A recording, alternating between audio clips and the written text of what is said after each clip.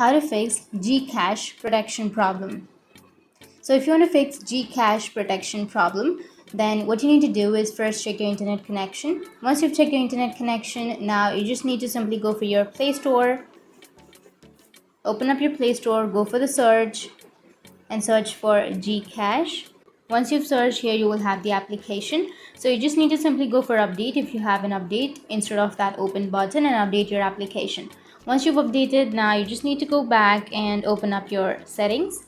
Once you're on the settings, scroll down, go for apps, and under apps you need to go for see all apps and go and search for GCash. Once you have the GCash application, now you just need to go for force stop, which is here on the right side of the uninstall. Tap on force stop and force stop the application. Go for storage and cache, and then tap on clear cache and clear storage.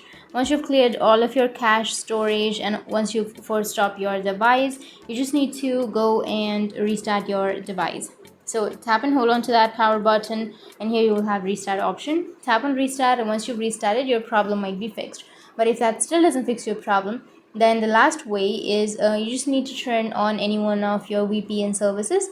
So once you turn on your VPN, then go and try to log back into your account, and you will fix the GCash protection problem. So that's it, and if you have any questions, feel free to comment below. Thanks for watching.